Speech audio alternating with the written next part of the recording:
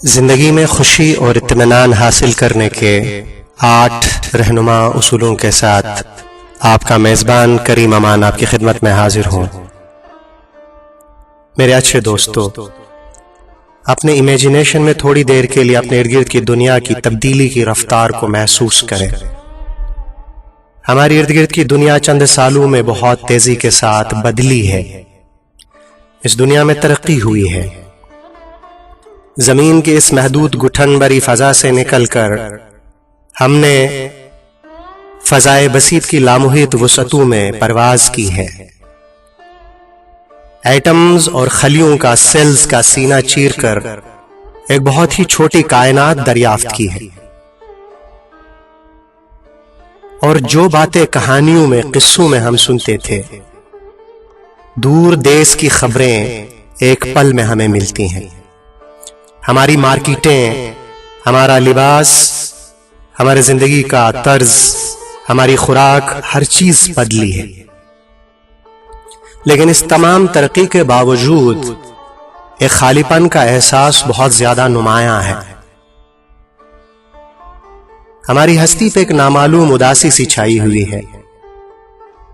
ہمارے اندر چڑچڑاپن، غصہ اور بے یقینی کی کیفیت میں اضافہ ہو رہا ہے۔ اس نفسا نفسی کے عالم میں لوگ خوشی اور اطمینان کے حصول کے لیے مختلف ذرائع استعمال کر رہے ہیں۔ کچھ لوگ مادیت پرستی کے رد عمل کے طور پر انتہا پسندی کی طرف مائل ہو گئے ہیں، اور نیکی اور خوشی کے خود ساختہ سانچوں کے علاوہ زندگی کے متبادل زاویہ نظر یعنی الٹرنیٹیو پرسپیکٹیوز آن لائف کو کلی طور پر رد کر رہے ہیں، ریجیکٹ کر رہے ہیں۔ جبکہ کچھ لوگ سکون کی تلاش میں مادیت پرستی کے نت نئے تجربے کرتے ہوئے بہت دور نکل گئے ہیں۔ بنیادی انسانی اقدار کی نفی اور ان سے گریز، دیوانگی کی حدوں کو چھوتی ہوئی بے رحم قسم کی شخصی آزادی، منشیات کا استعمال اور جنسی اذیت پسندی سیڈیسزم ان تجربوں میں سر فہرست ہے۔ لیکن ہر نیا تجربہ انہیں اور بے چین کر دیتا ہے۔ رشتوں میں بے یقینی اور بے ایمانی کا عنصر غالب نظر آتا ہے۔ محبت، وفا اور رشتوں کا تقدس جیسے الفاظ تو دیوانوں کے خواب سے لگنے لگتے ہیں، اور خالی پن کا احساس مزید گہرا ہوتا چلا جاتا ہے۔ اور جب انسان کی ہستی میں خالی پن ہو تو پھر ہم اس خالی پن کو چھپانے کے لیے مختلف طریقے اپناتے، اپنے آپ کو دھوکہ دے رہے ہوتے ہیں۔ بے مقصد قسم کی شاپنگ، خود نمائی، واہیات طریقے سے اپنے مادی اشیاء کی نمائش، اور ایک جھوٹی مسکراہٹ چہرے پہ سجائے خوشامدی دوستوں کے حلقوں میں ہم سکون تلاش کرتے ہیں۔ لیکن یہ سب ایک سستا نشہ جیسا ہوتا ہے جو وقتی سکون تو دیتا ہے لیکن انسان کو اندر سے کھوکھلا کر دیتا ہے۔ میرے خیال میں انسان جسم، روح اور عقل کا مرکب ہے، کمبینیشن ہے۔ ان تینوں عناصر کی پرورش اور دیکھ بھال میں توازن یعنی بیلنس ہی حقیقی خوشی اور زندگی کی توانائی کا ضامن ہے۔ یقینی خوشی کے حصول کے لیے مادی اور معاشی ترقی، کتابوں اور ڈگریوں کے ساتھ ساتھ روحانی شعور کی بیداری بھی ضروری ہے۔ جنت کے پلاٹوں کی تقسیم کی لڑائی میں الجھنے کی بجائے حلیمی، نیک نیتی، سچائی، انسانیت کے لیے خیرخواہی کے جذبات اور عاجزی کے ساتھ زندگی میں روشنی، معنی اور روحانی سکون کی تلاش ہمارے جسم و جاں کو مادیت پرستی کے منفی اثرات سے بچا سکتی ہے۔ اس کے لیے میں مندرجہ ذیل 8 رہنما اصول آپ کی خدمت میں پیش کرتا ہوں۔ دن میں کم از کم 45 منٹ جسمانی ورزش یا واک ضروری ہے۔ یہ آپ کے جسم میں جمع ہونے والی منفی توانائی کو خارج کرنے میں مددگار ہوتا ہے۔ دوسرا اصول، حلال طریقے اور محنت سے کمائے ہوئے رزق میں سے سادہ اور متوازن خوراک کھانے کی عادت پیدا کریں۔ خوراک سے خون بنتا ہے، خون سے خیالات بنتے ہیں، اور خیالات سے انسان کی عادتیں، رجحانات اور روحانی قالب کی تشکیل ہوتی ہے۔ اصول سادہ ہے۔ پاکیزہ خوراک کا مطلب ہے پاکیزہ خیالات اور توانا شخصیت، اور غیر متوازن اور ناپاک خوراک کا مطلب ہے ناپاک خیالات، بیمار روح اور الجھی ہوئی شخصیت۔ بانو قدسیہ راجہ گیت میں بڑی خوبصورت بات کہتی ہیں کہ غیر متوازن اور حرام کا لقمہ نسل در نسل روحوں کو بیمار اور کمزور کرتا چلا جاتا ہے، اور پھر یہ بیماری ایک پوری نسل میں دیوانگی کی صورت ظاہر ہوتی ہے۔ تیسرا اصول، اپنے دوستوں، عزیزوں اور خاندان کے افراد کے ساتھ زیادہ سے زیادہ وقت گزارنے کی کوشش کریں۔ ماں باپ، شریک حیات، بہن بھائی، اولاد اور چاہنے والوں کی محبت اور دعاؤں میں بے پناہ طاقت ہوتی ہے۔ یہ طاقت روحانی مسرت کے حصول کے لیے ضروری ہے۔ اپنے چاہنے والوں کی محبت اور ان کی موجودگی کا احساس تمہیں چاہت اور توجہ کے لیے غیروں کے قدموں میں گرنے نہیں دیتا۔ اگر آپ کسی مذہب کو مانتے ہیں تو عاجزی کے ساتھ اپنی عبادات میں باقاعدگی رکھیں اور وقت بر وقت اپنی کمیونٹی کے عبادات اور تہوارات میں شرکت کریں۔ اس سے مجموعی ذات کی تشکیل، فارمیشن آف کلیکٹیو سیلف میں مدد ملتی ہے۔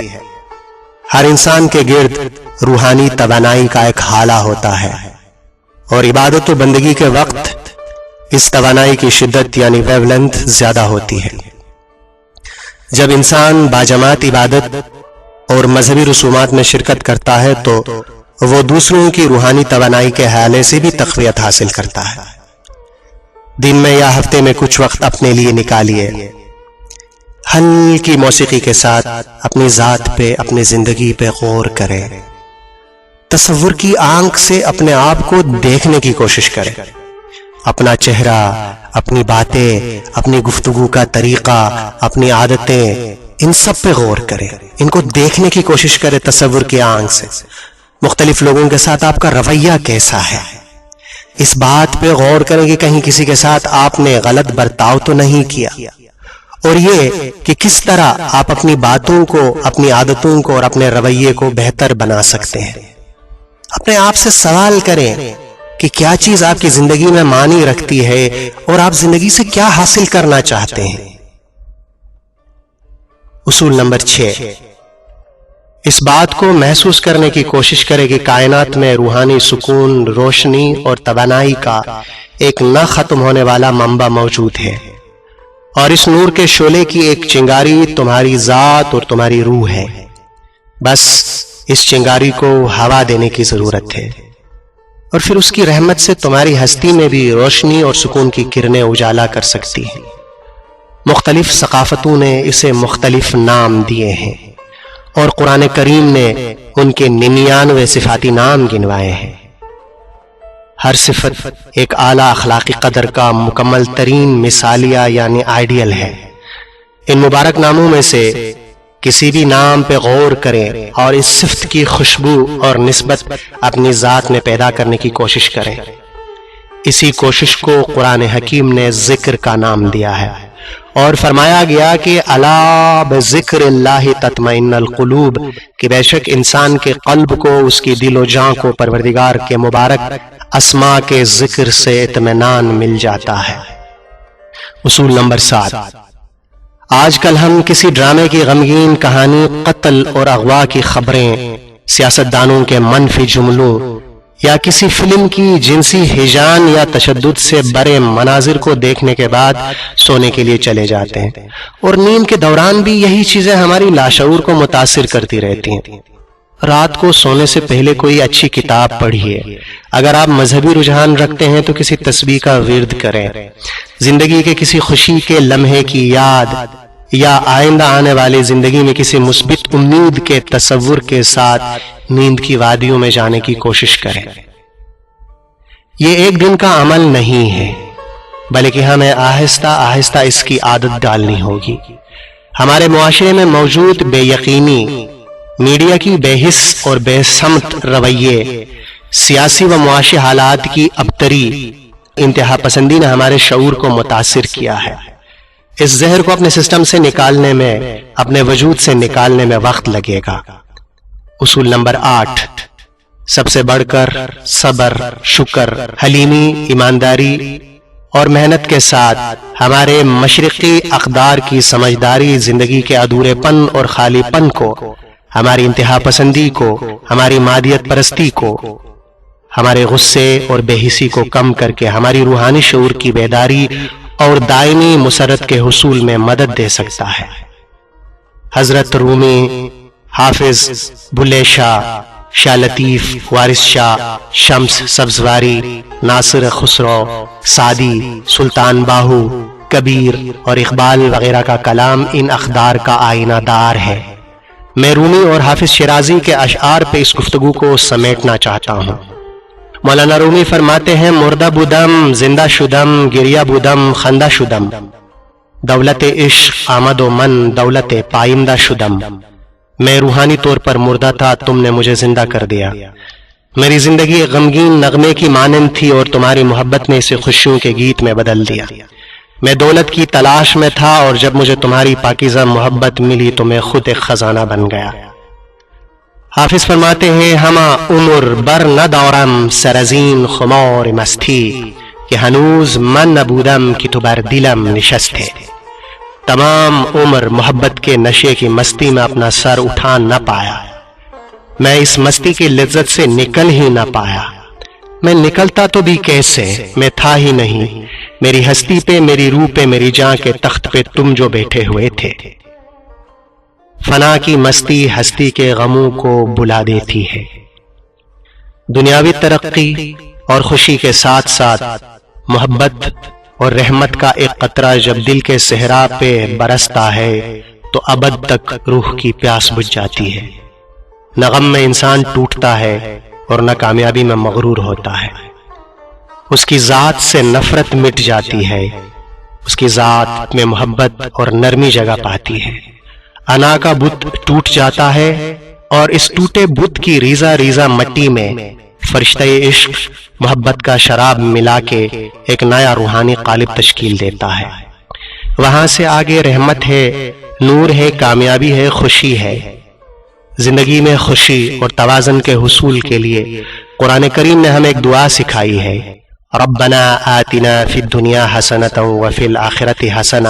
اے میرے پروردگار، میری دنیا بھی سنوارنا اور میری آخرت بھی سنوارنا۔